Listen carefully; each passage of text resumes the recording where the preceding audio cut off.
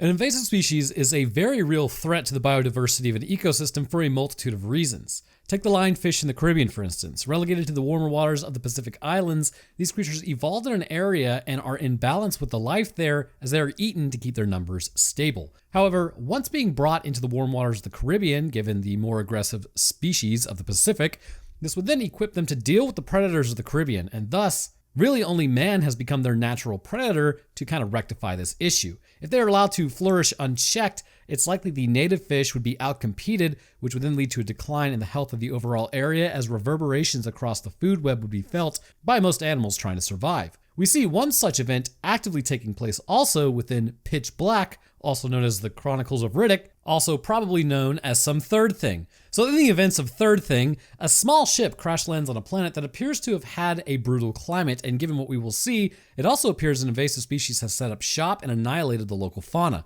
Emerging only in the eclipse of two nearby planets, these species are highly adapted to deal with the planet being shrouded in darkness, and their predatory skills are pretty much unmatched. So in today's episode, let's discuss what has happened to this world, the evolutionary biology of the Bioraptor, and as a bonus, what in the name of all that is holy hell is a shine job to Riddick's eyes, because what even is that? But as always, I want to thank you guys for watching. If you enjoyed this, then you might also enjoy my gaming channel, Roanoke Games, and you might also enjoy joining my Discord, where we watch movies every month that end up there. Links for both in the description, and I also have new merch if you want to check that out. We kick off our story with a ship from Alien, probably, there's no way this is a coincidence, as it's just sort of vibing through space, as it enters a system with two suns, also known as a binary system, but a third sun? Don't be crazy. A voice tells us about how our brain shuts down in cryosleep, but the animal side stays awake. My God, the edge. I mean, I get what he's trying to say. Essentially, portions of your brain, such as the dorsolateral prefrontal cortex,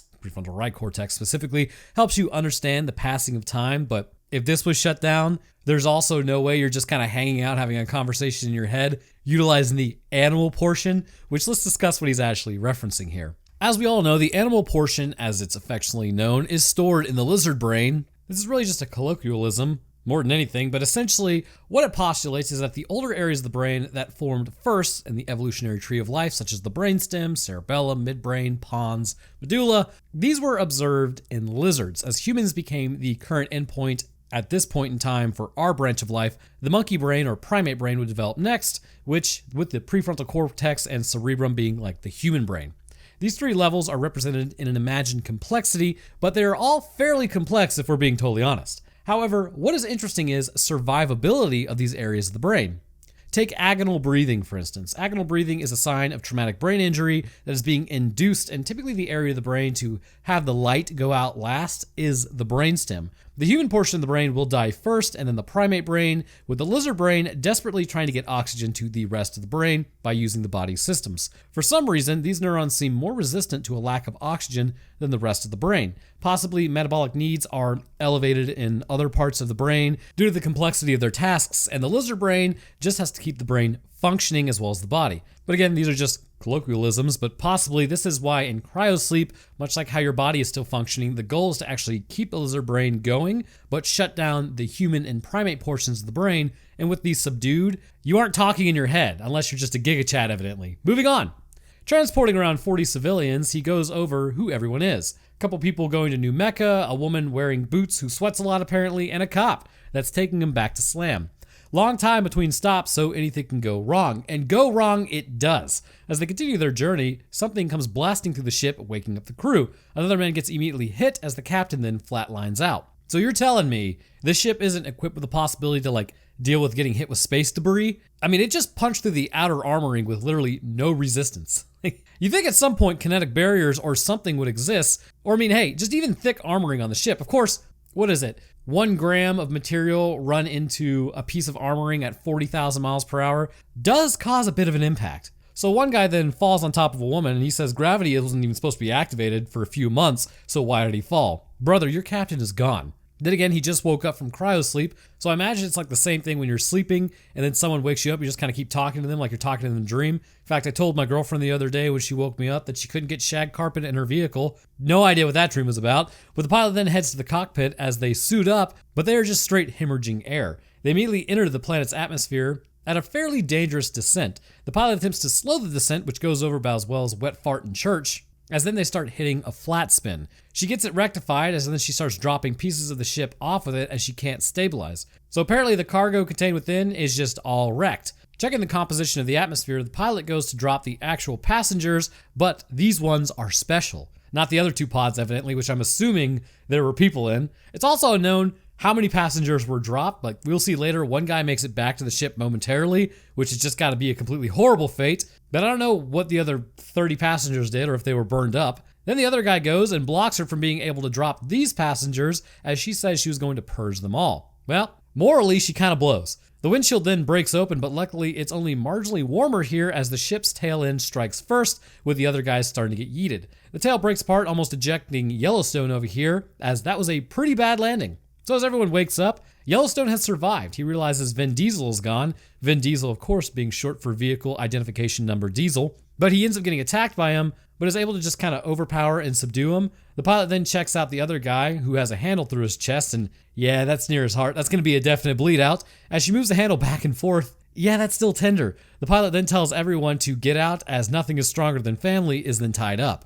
A few Muslims pray in the distance about having survived the crash, as even further in the distance, spires can be seen. Checking the area, everyone feels like the air is really thin. You're just lucky it's even breathable. I mean, the planet looks pretty dry and nothing is to say there couldn't be an ocean there, but maybe you just landed in the desert, which actually may have happened given what we will see later. They may have just landed in like a really crappy area, but looking back at the ship, it's just a massive wreckage. Jackie says that she's grateful because this ship wasn't even meant to land like this, but they were still alive. So basically dying on impact versus dying of dehydration. I'm gonna go with option 2, probably being the worst of all the choices. So everyone thanks Fly Girl for saving them despite her wanting to dump them off earlier as they check out Paris's stash of alcohol, so you're on a desert planet, right? Drinking alcohol, which is a diuretic, is going to waste even more water, but they offer it up to the Arbiter, but he says he's on his pilgrimage and cannot drink. However, all deserts have water. And you are aware you're on an alien world, right? I mean, Venus also would be considered a desert planet, but you aren't assuming there's a bunch of water there, which, disclaimer to that, it is about 0.002% in the atmosphere, so if you were to condense all of that, it would technically cover the entire planet in about 1.2 inches deep of water. Earth, on the other hand, just by comparison, would be nearly 2 miles deep of water. So the point here is, good luck getting any water out of the air on this planet, which why would you assume it's there in the first place? So Triple X now sees a way to get out of his binds, dislocating his shoulders. He puts it up over the broken bar and then slips all of his binds somehow. I'm not really sure how he did this because he was still locked up. Like those were still handcuffs. Yellowstone, finding evidence, says he just completely lost him, but it is a desert planet, which means inside of 3 days, he's probably going to be gone. Paris then asks what Riddick would even come back for, which probably resources and probably to take your alcohol and take you out. So heading outside, everyone then takes a hit of oxygen as Fly Girl says they should wait till night before leaving. Seems like a pretty good plan, right? Wrong. As they do, it's literally the scene from Futurama where Fry drinks the water emperor, walking through the desert, waving the sun down. A worse one then comes up, as everyone pretty much feels the same way. A blue sun rises, meaning even more energy is being blasted onto the planet. The Arbiter talks about how it's a good sign because blue sun means blue water. My brother in Christ, what are you talking about? Why would you assume this? Like, this is such a large assumption. It's literally based on absolutely nothing. There isn't even a moniker on Earth that would suggest this would be the case. The coloring of the sun is based on how much energy it's releasing. Our sun actually burns white hot, but looks yellow due to our atmosphere scattering wavelengths. A blue sun through a breathable atmosphere is going to be insanely hot. So Yellowstone then hands Zeke a handheld as everyone else starts walking out into the blue desert. Finding some rocks fall, Arbiter then talks about how he's headed to Mecca and suggests that they are all in the same Hajj now. Fly Girl approaches Yellowstone as he pulls the pellet dispenser on her because she snuck up on him, which again, what are people's deal with sneaking up on armed guards? Like, whenever I approach anyone, unless actively trying to scare them, I usually call out or say something. Plus, why is she so stealthy? So Yellowstone has seen trees in the distance as Zeke then heads to the pillars. Paris is on the lookout, I guess somewhat, as really he's just kind of working on a hardcore buzz as the youngling shows how he could have just been taken out. Heading towards the trees, they then find just a giant boneyard as the original species is gone, and the bones actually do look like trees. Fly Girl asks if the whole planet is dead, which the answer is yes. Well, probably, as we will see. It really just depends on a multitude of factors. Exploring the bones, Riddick is then just hanging out in there as Fly Girl walks past some ribs. So Riddick later on pulls out a bone shiv as Yellowstone and Fly Girl talk and drink. Riddick then cuts off some of her hair, and for some reason he just sniffs it. Solitary confinement changes a man. Fly Girl then talks about not being the captain, and I mean, according to the chain of command, it sort of makes you the captain now. Checking out the pillars, Zeke goes and then starts digging, looking for some water as the rest of the group continues to explore. One of the younglings then finds a robot in the dirt, and then finding an outpost of sorts, they call out to see if anyone is there. It looks fairly abandoned as the Arbiter says there is water there as Fly Girl enters one room and finds a planetary model. Finding a dehumidifier in the center of camp, that was their source of water. Heading outside, Fly Girl then spots a ship, super jazzed about it. Meanwhile, Paris completely does not do his job as he hears a noise as he comes down to the remaining group. As someone approaches, Jackie almost straight up gives this dude a new breathing hole in his face, but then stops. It's one of the survivors, who then immediately gets shot by Zeke. Oops. Zeke thought he was Riddick somehow, like that could have literally been anyone talking to them, which hilariously though, Riddick is sitting behind them drinking. Classic. Alright, so this part does make me laugh. Fly Girl comes out telling Yellowstone the status of the ship, right? And in the most flat tone, she's like, hey, yeah, so the ship's doing it. And he's like, shut up. And then they sit there in silence, and he's like, oh, I thought I heard something. With like, after a ridiculously long pause, like it was supposed to be edgy, but it's actually just comedic gold based on timing and delivery. Back at the pillars, Zeke keeps working after just like murdering a dude as he finds a tarp and a hole. Digging out said hole, Riddick is skulking around and Zeke is immediately pulled in as he fires off a few shots but is taken out with only Jackie finding some blood. Looking up, she does see Riddick as he turns and runs off but is tripped and beaten up by Yellowstone and then kicked in the face by Jackie. Back in the ship, Riddick is tied up, but he won't answer any of the questions Fly Girl is asking, as then she tells him, well, there's a debate on if we should leave you here to die. Riddick then says they don't need to worry about him, they found something even worse to worry about. Fly Girl then asks to see Riddick's eyes as he jumps up. Wow, he's beautiful! The youngling then wants to know how he got eyes like that, as Riddick says it was a surgical shine job on his eyeballs. He says he did not take out Zeke, as he says also, maybe you should look deeper into that hole, which before moving on, I've stumbled across so much information and backstory on his actual eyes that I will actually need to cover that in another episode because there's other movies that properly talk about it, which means I can properly talk about it. Basically, this is his race and their evolutionary biology. So if we can get this video to like 20,000 likes, that should give me enough indicator that you guys even enjoy this episode. So I'll go more in depth in that. It just kind of gives me a metric if you guys find this stuff interesting. So with that said, Riddick is not human. The shine job is a cover for what he actually is, which is a Furian. This species appears to have a tapetum lucidum, like many nocturnal or crepuscular creatures on Earth, and this will allow light to enter their eyes, pass through the retina, and then reflect back through off the tapetum lucidum through the retina once again, allowing for the light to be analyzed a second time, which will give the animal the ability to basically see better in the dark.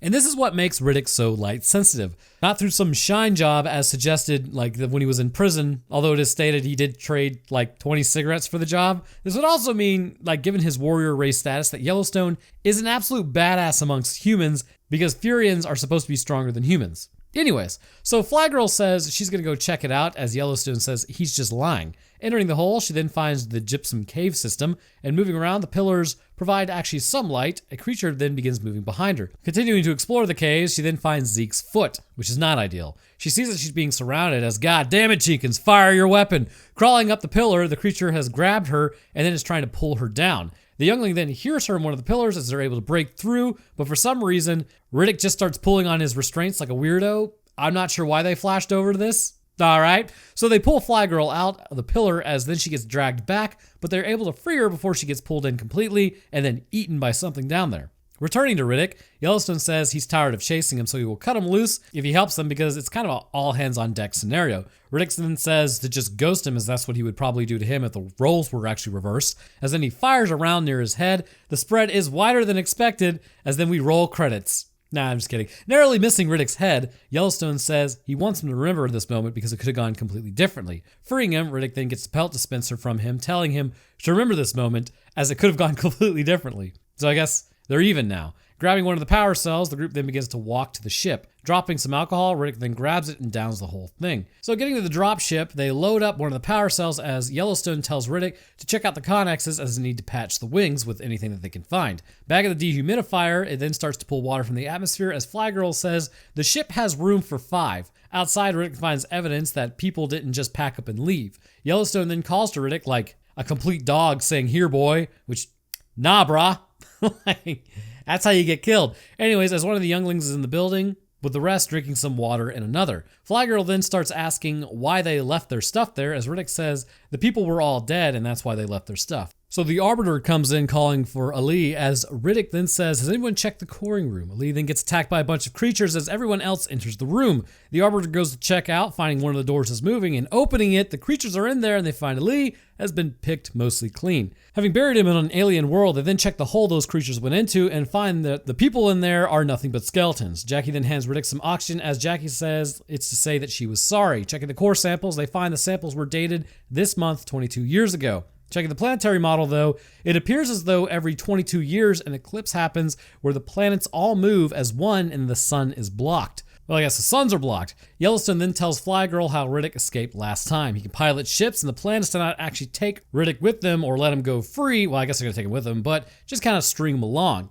Yellowstone then heads outside with a headache as he starts puking as Riddick is cutting his hair with motor oil, I guess. Looks like Yellowstone is at a high level of dehydration. Riddick then enters the ship saying it's weird that they haven't tried testing the main engines yet. So they have an uncomfortable conversation about what Riddick thinks is going to happen when they escape. He then tells Flygirl that Yellowstone is shaking for a specific reason, and he tells her to ask about his sick, stylish back wound. Flygirl then goes and approaches Yellowstone saying that he's not a cop. He says, well, I never said I was a cop. And then he also has like a ton of morphine with him. So the shakes and the puking are actually morphine withdrawal. Yellowstone then shows Flygirl his stylish back wound as mentioned earlier, where Riddick missed stabbing him in the lumbar, but he can feel it pressing against his spine. Heading outside, they see the rings of the nearby planet coming up over the horizon. They load up to get the power cores, which is hilarious as they say, oh, just leave Riddick behind. You guys have to come back to the ship. He's just going to be there. Taking the rover at the last possible minute, they go to load up the cores as Paris then goes to grab his alcohol. Bit of an issue there, brother. I think you might be attached to that way too staunchly. The planets are now starting to pretty much cross in front of all of the suns. The solar power thing keeps spinning as the suns officially get in their way, stopping all their machines. They begin to hear wailing from the local fauna as the small fires are the first to emerge. Yellowstone, for some reason, like a total idiot, asks, how many are there? Brother, are you seeing this? Who cares? Like, just run inside. So taking off is Jackie and Riddick left as Jackie gets up first to get out of there, and gal, just crawl. As Riddick stays down, Jackie then gets got and torn in half.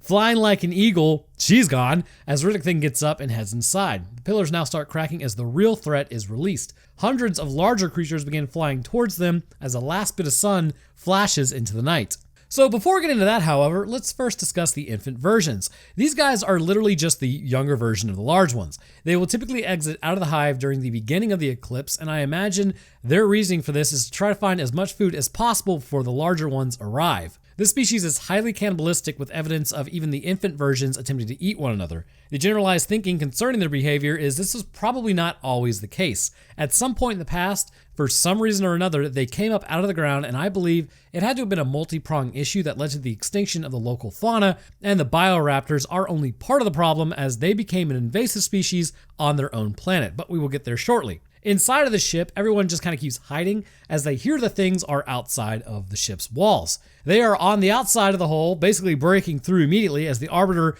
then says we need to break through a door. A spike then emerges through the wall. Plasma cutting the other wall, they enter deeper into the part of the ship that I'm not really sure what part this was, as Riddick then walks off, spotting one of the creatures eating another as cannibalism is back on the menu. One of the other guys then finds Riddick as they freeze with the creature watching them. Another then crawls over singing, I'm the Shadow Man, look at my fingers. The guy then runs off but gets bisected immediately as then they bring down one of the creatures with light burning him. So now that we have at least seen like a piece of these creatures, let's discuss the first thing that we notice. Starting with the crest, the head of this animal is very evidently razor sharp, forming the central crest. It would appear sort of like a crescent moon, and to slice someone in half that easily, this would either require almost an atomic scalpel edge on that crest, or more likely, an incredibly quick singular movement. Much like how the arms of the pistol shrimp can be fired to crack through the carapace of its prey or incapacitate its softer targets, this species likely has a similar biological catch in its neck, allowing it to store up potential energy, and it can then fire forward, which becomes kinetic energy. And this would cause it to be able to use this relatively sharp crest to pierce the abdominal cavity, as seen with this guy who took off running. Easily slicing through the organs and then hitting the spine, it may have been just bad luck that it caught the area between the vertebrae and then sliced the spinal cord. Of course, had it made it through that far anyhow, it would have definitely already severed the abdominal aorta, which means you would be bleeding out in a matter of 30 seconds, and even if it hadn't hit that, your organs are destroyed. So spanning each side of the crest are two relatively interesting protrusions that you would imagine are actually eyes. However, what they actually are echolocation organs. This keeps them sort of out of the line of fire when attacking another species on the planet, or even one another, but they seem to actually be quite vulnerable if they're attacking their own kind, as the crescents could easily break one of these off. Sort of like a glass cannon scenario, and if you kind of remove the binocular vision of their echolocation, it's not going to be as effective, obviously, and it may just be downright unusable. So the first thing we need to discuss is the absolute state of their light sensitivity as well, as this will actually kind of clearly show their origins, at least from what I'm thinking. When the light strikes these creatures, even from something as simple as a flashlight, bubbling can be seen under their skin, which would indicate to me that while the outside of their skin is dead, much like ours, the inside is exceedingly photoreactive. So the question is, why? Well, taking human biology, or really animal biology in general on Earth, into account for a moment, the production of vitamin D happens when UVB radiation from our sun hits our skin cells, which then breaks down cholesterol into pre-D3 as it's known. Pre-D3 is then arranged into vitamin D through thermal processes.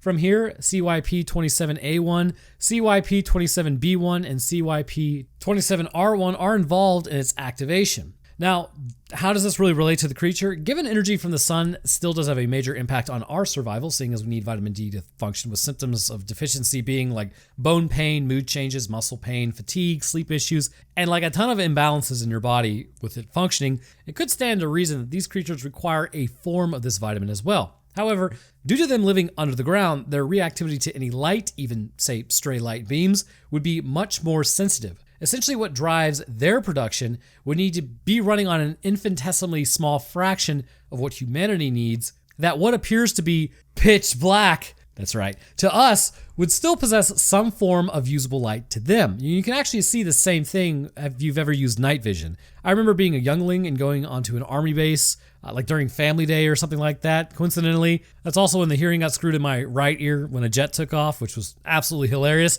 But there was one room that you would swear there was no light in. Using night vision, though, turns out there was a ton of it, and I'm fairly certain these were the ones that just amplified light, not emitting light, because the lines on the ground from a door that happened to have some marginal amount of ambient light, almost imperceptible to the human eye, could be seen as almost daylight.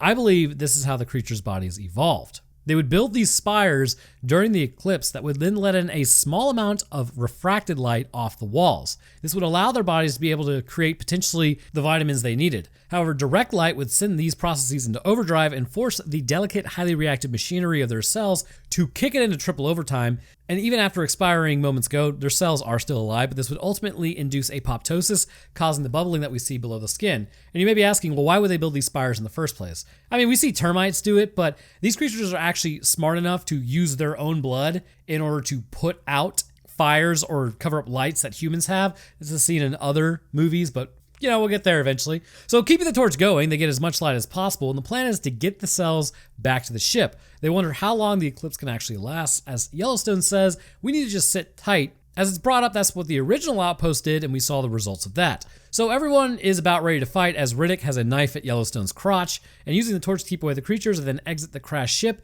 and enter the darkness. Sending Riddick first, he looks around and then says, looks clear. As the creature jumps out at all of them, Yellowstone says, I thought you said it looked clear. He's like, yeah, it looked clear. So he's like, well, how's it look now? He's like, well, looks clear. So pulling the light bright tubes out of the ship, they then plan to get as much light as possible and walk the cores to the outpost. Or break the glass on the solar spinning panel thing and then just spin it manually. I mean, we all saw that working. It's going to be some sort of charging return by spinning. Like, it charges up the batteries clearly. And I mean, it doesn't look that hard to do if a bunch of photons were able to do it. So as it spins, it's powering the entire vehicle. That means each spin is orders of magnitude greater concerning its return. So all I'm saying is at least try that instead of walking. So Yellowstone then talks about how Riddick will leave all of them if he gets to the ship first. As everyone groups up, they begin their run out of there, which is going rather well at first. And then for some reason, beyond any intelligence whatsoever, they stop running because they lose one torch. And then the youngling takes the light off to go grab the torch. Dog, why? Put your light back on. What are you doing? So everyone panics as Paris then crawls away because he's French as he disconnects the light source, as then he gets sliced. Using his lighter to then blow some alcohol, which then he realizes he's surrounded. Popping some flares, Riddick then watches Paris get eaten as then they light their torches. They realize they have passed their own tracks, which means they're going in circles, as Riddick says they can't go this way as the girl is bleeding. Basically, the fly's like, I'm not bleeding. But then Youngling's like, yeah. She's basically been posing as a guy, so people just leave her alone. Fly Girl and Yellowstone argue once again, as Yellowstone then spills the spaghetti out of his pocket about how she was going to drop the passengers. They're all expendable to her, as then they keep walking towards the canyon. So then Yellowstone and Riddick go ahead, as Yellowstone's like, well, who should we sacrifice to keep the creatures away from us? Yellowstone says, let's take out the girl, as Riddick says, now we're going to need bigger bait, as Yellowstone and Riddick begin their confrontation. 2 men enter, 1 man leave. As they fight, Yellowstone then gets sliced by Riddick, as he locks and loads Brides of Christ, but Riddick disappears into the darkness as the creatures begin attacking. Of course, he can see, so we watch as this guy's head gets bitten in half, but also split in half. It's absolutely wild.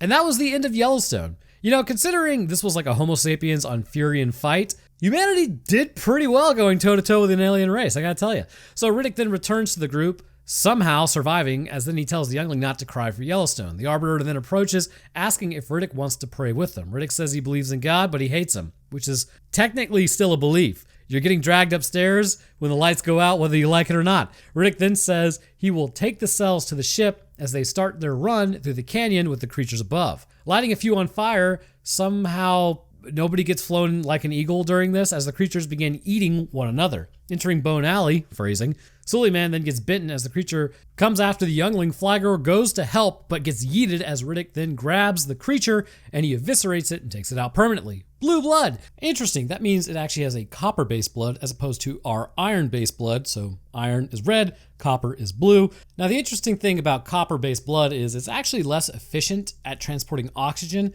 but it still does work. Now this atmosphere also appears to have had some sort of event happen where there's less oxygen in it, which means that humans are having difficulty breathing, or it feels like we're at high altitude. So I think these things would be struggling as well. But as everyone keeps running, Suleiman then falls down as it now begins raining. Heading to the side of the canyon wall, bro, just block it with your body or something. Riddick then says they can't make it to the settlement that is right there as Suleiman is then straight up abducted. Pulling a rock back, everyone then enters the canyon wall as Riddick leaves with the power cells. Using the last of the liquor, they are now down to 1 bottle, which means the party is almost over. Absolute bummer. Riddick then approaches the outpost with the power cells as they can hear something outside the wall. Well, it's the creatures, as then their light goes out. Continuing to hide, they then find glowing slugs, which they had no idea what those things eat, but they're holding it, so good luck with that. They put a bunch in the liquor bottles as Riddick then gets the ship powered up. This dude was really about to take off on them as then Flygirl runs up to the ship with Riddick having seen her. He opens the door as she confronts him about going back with more light.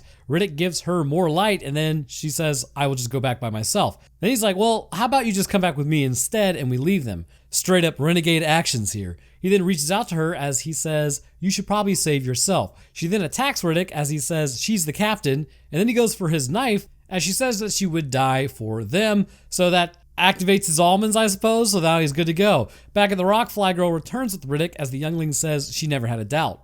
Well, he did try to leave. Entering the canyon again, the creatures are eating one another as they all go to run. They end up scaring the creatures into the air. Riddick falls down as they approach him with the rest of the group still taking off. Entering the ship, Flygirl then goes back for Riddick as he stands in the creature's blind spot for a moment as another one approaches from behind, exposing that he's actually just standing there. The Arbiter then tells Flygirl to get onto the ship as they hear Riddick yell. Getting a good look at the rest of the body, these are most definitely subterranean species, but their physiology hints something major about the planet. It also kind of explains where they lived and what happened to the world that they exist on. So first things first, these creatures are known as Bioraptors. This species is considered to have wiped out all of the surface species, but before that discussion, starting with the feet, they have no feet. They really have 4 limbs, 2 arms, are about mid-body position to balance out their center of gravity, and where the legs would be, wings have formed, allowing for limited flight. The tail of the creature ends in a forked appearance and about half the body length as well. Moving back to the arms for a moment, they are jointed with an elbow with the forearm being fairly long.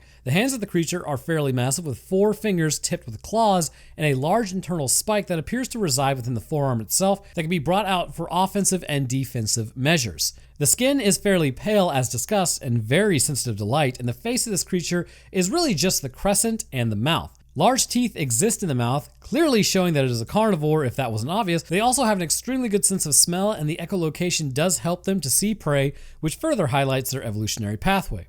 So what happened here based on this creature's evolutionary biology? As always, this is an opinion discussion, but I believe there were several events that led up to this problem. Much like the invasive species discussion with the lionfish who exist on Earth, yet move to a different part of Earth, and then become an absolute detriment, or possibly, maybe we could even just use a discussion of when North America and South America first reconnected. Large predatory birds of South America typically dominated that landscape, and they were absolutely decimated by the large predatory cats of North America that dominated that landscape. And I believe the same can be said for this species. It is highly likely at some point in the planet's past it was a habitable world with vegetation given the bone structures that we see on dead animals, maybe possibly mimicking their environment. It shows that there were likely trees and a standard weather cycle with rain that does show up at night when it gets cold enough. At some point, something tipped the balance. It may have been a rogue planet coming by, or it may have been a decaying orbit, may have been a traveling star system. It is unknown, but over billions of years for complex like life to form